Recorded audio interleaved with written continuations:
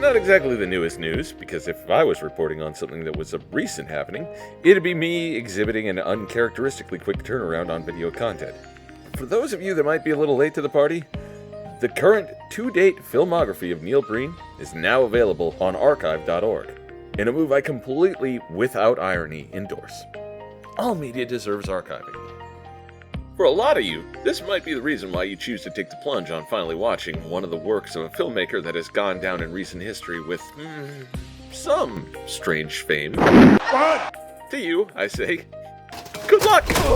You're about to embark on a journey I began when I first fired up Double Down, and folks... The fuck is this? Your worst nightmare, butthorn! Yeah, that's pretty much what it was like. Jesus! But for folks who don't know who Neil Breen is or what he's like... Woo! Oh god. You're about to walk into something you're not ready to take on. Like, you might not be about to operate a vehicle without a license or a firearm without a manual, but you're gonna walk into a national park where a lot of the local foliage is a mild hallucinogen, and it's only gonna build to a cumulative effect that might lead to you walking off a cliff. And true, it might be a fake cliff that only leads to a camera cut. But also, it might be a bluff in the Nevada desert, and you might become a pile of bones that Neil Breen proceeds to use as part of his more artistic compositions. Are you confused yet? No, you aren't. Your soul is mine. Not nearly enough, you aren't. Aliens! Some people believe that intelligent life is out there elsewhere in the galaxy, that there are clear and considerable explanations for the Fermi paradox and why humanity as a species hasn't made first contact yet. I'm one of those people, because I happen to think that if we ever make first contact with anyone else out there that exhibits intellects like ours, they'll just be as surprised as we are that we managed to bump against each other in the unimaginable vastness of space. And then there's the people who call into Coast to Coast AM to describe the entertaining interaction they had with a Pleiadian over lunchtime. That's Neil Breen. Neil Breen believes that the life that is out there is already here. Now. Of all things in his films, you can know this to be certain. Humanity has been touched by forces beyond, and not in ways that are within our ken. You will come to understand this, because you will never be more certain that you're watching a film made by somebody altered by alien intellect than when you watch a film by Neil Breen.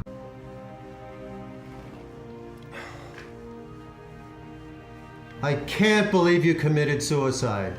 I cannot believe you committed suicide. How could you have done this? How could you have committed suicide? I can't help you out of this one, Jim. The logic exhibited by Breen in his filmmaking is that of someone whose spiritualism has been picked up and run with by the 90s New Age, the optimistic paradigm of the sort of American that had money and inclination to buy a Philips CDI when it was brand new, because for one of a dedicated multimedia machine, you weren't going to find a better price on the market. This is the man who had the arc of his life altered by Close Encounters of the Third Kind. This is the man who thinks They Live was pretty good, but wishes it wasn't so subtle. This is the sort of man that will tell you that the only glimpse of the face of God you'll ever see is in a rock that fell from space that he bought from a local crystal store. So be prepared for scenes like this, and this, and this. I'll be right here. And having taken in all this, understand the one rule Neil Breen has in writing Aliens. The cleanse has begun.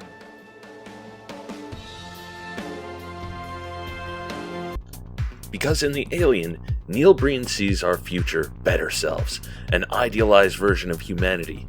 Sort of like the Vulcans, if they got more unfiltered Nevada sun.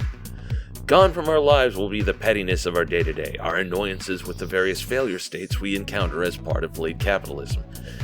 And in their place will be clarity, purpose, a greater unity of thought. You are now free of PTSD. Thank you for freeing me. We will, among the stars, be reborn. Better. You know, right after the Genesis. Biotechnology. It's safe to say that Neil Breen is a transhumanist, because this man is so past the trappings of the human form that he's already done away with underwear as a concept. Neil Breen wants you to know that he places trust on humanity's ability to create self-sustaining technology that can do good, somehow, despite everything we've seen to the contrary. And I know this will seem especially ludicrous coming from the guy who uses biochemical weapons to kill a lot of people and double down. Oh, excuse me. I'm dead! Pocket sand. But this is just part and parcel to Neil Breen's views. That out of destruction comes creation. Such as this future Cyberchrist, with his ram stigmata. People wonder why people interested in B-movies find Neil Breen so fascinating, and it's down to one simple fact. He makes the exact movies we'd make if we were going to make a high-effort parody of the sort of movies he's trying to make in the first place. The self-parody detector dial's spinning so hard it's achieving over unity and somehow recharging the battery. Because Neil Breen knows that this is the power of technology. To make a man more humanoid, whatever the fuck that means. To recover from grievous injury near instantaneously from a piece of somewhere else that's virtually akin to magic. To control time to unspecified degrees of fluidity or multiversal peril. To awkwardly phase through walls like you're playing Jazztronauts with Stan unupgraded. Which is why the order of the day from Neil Breen is to evolve or die and seek the solution in technology. This is a man who crucified himself on PCBs to demonstrate how ride or die he is in this ideology. A man who has demonstrated his willingness to evolve via technology through incorporating drone shots. This is a man who will descend into a purple otherworld and clone himself because it's the pursuit of his ideal self. 2 Neil Breens with mood lighting. He's invincible, but only for the benefit of others, you see. Except when he will destroy them all! Corruption! We live in the late stages of capitalism, and I don't want to get into some dark topics in my funny haha video about a wild-ass movie maker, but I also don't think we need a crash course as to why we live in an unfair, cruel world where our only recourse against the violent ids of fundamentally broken people and the unremitting entropy of an uncaring nature is a flawed series of system that is breaking under its own weight. It's on us to fight to make it work, and it's a fight that I believe wholeheartedly that we can win, because I wouldn't be making art if I didn't. But it's one where we don't get many advantages to help us that don't lie in each other. I think Neil Breen thinks pretty similar to me. It's also just... I resigned today as president of the bank. We were all under pressure to operate in a deceiving way and cheat the customer. Goodbye.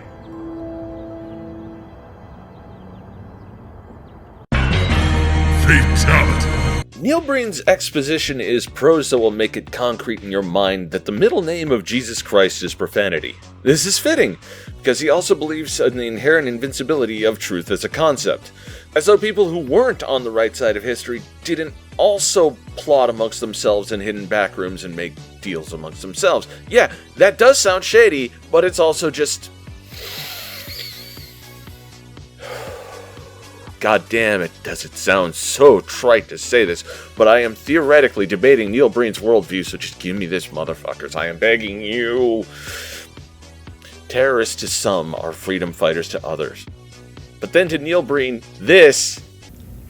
I know senior national elected government officials who I can force my political bias and influence on fellow politicians to vote my way.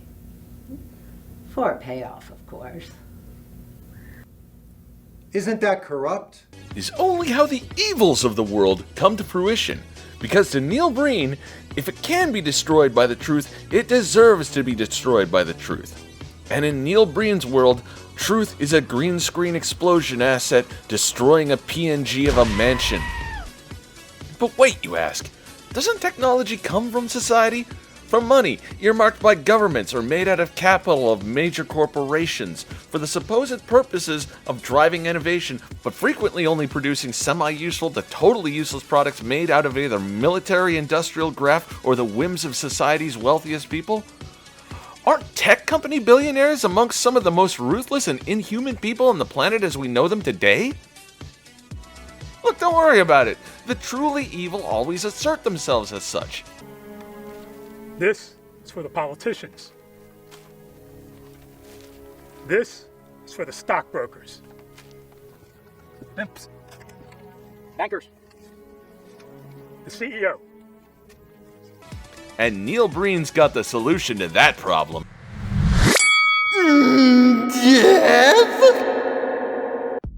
A lot of people die in Neil Breen movies. Like, a lot. I've eliminated 300 million humans from the planet today. In human terms, I stay my house with your bride. I could write some sort of I have no mouth and I must scream monologue about the amount of human life expended in the plot of the average Neil Breen film, and how it's still never enough to appease his cinematic Moloch. But the fact of the matter is, when a man thinks this world could be corrected by people catching smoke to a higher degree than even I do, brother, my man, please come back down to earth, my dude, because we need to have a conversation about the things you've been writing in the margins of your textbooks. It's a bunch of words to say. I got nothing here, so, roll it.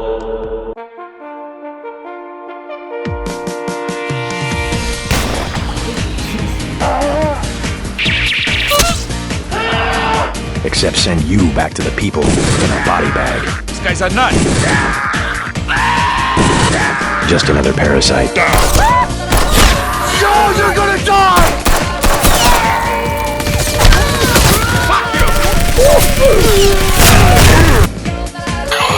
Watch out, watch out, watch out, watch out!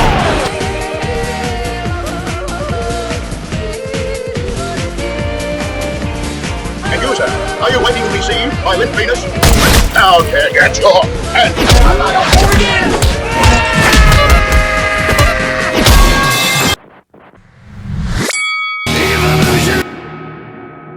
Flowers grow from dirt, but dirt isn't much but a thicker kind of sand if it isn't fertile. And the dead make a pretty good fertilizer, so long as you're committed to the process of making them that. So in Neil Breen's world, I have no doubt that the flowers will have a pretty easy time growing. Can a cycle of destruction produce creation? I believe it can only be that way, because just like our history needs to be preserved in archives, the tools we use to make our world have to change to meet our changing needs. And yes, I happen to think we've gotten misguided in how we approach our problem solving. I think we've made big mistakes. And also, I can control what would otherwise be a fairly limiting suite of mental illness with a couple of pills and some herbs I can buy over a counter. And I have a line that I can call that puts me in touch with people directly, that understand how my mind works, the places it can go to, and how to back me out of those dark corners safely. Through these conveniences of a modern era, my life has achieved a degree of stability, comfort, and self-actualization I couldn't have dreamed of a decade ago, literally. I didn't even slightly imagine being where I was now when I was in my 20s and undiagnosed. If you think I'd give that up to return to some bygone era out of the want to prove something, nah, not on your life or mine. If you lived with what lurked in my brain, you'd know for certain. You came through to the other side of what you lived with. So you've got nothing left to prove to anyone. Yeah, that was maybe a little more sincere than you might expect from me doing a video like this, but the thing is, Neil Breen brings his full sincerity to the things that he makes, so I only feel it right to bring mine. The point is, Neil Breen's worldview is that of a man who wishes Captain Planet killed more people. It's a draconian view of a man that wants us to do better, the pursuit of the right idea in the completely wrong way. Because yeah, the unhinged guy wielding the agricultural flamethrower isn't wrong when he says that ash makes the soil more fertile. This doesn't mean that people will dance at the flames of your radical soil enrichment program. It's actually just people running in panic from the guy grinning and shooting burning propane everywhere. You could have just, added compost. No, Neil, not like that! Oh no! But Neil Breen isn't about half measures, no. Neil Breen is an accelerationist in the same way this Mexican uncle in a Nissan is, with the throttle wide open, hitting shifts with a degree of cold, precise aggressiveness that a machine simply cannot manage. He is an infrared missile in the pursuit of tomorrow's understanding, operating on the logic that he knows where he is because he knows where he is not. And if this doesn't make sense to you, then you're the outdated third-gen fighter that is about to be wiped out of the air by the shaped charge of the future. But if there is something affirming we can take from his filmmaking, this window into his worldview, that of a messiah complex that is voluminous as the backrooms, it's this. It's that human achievement arcs towards the stars. That we are nothing but glory burdened by the chains of those that would have us limited. That our values are governed by people that don't see value in the right things. And that we as a people can persevere past them. That like all of us,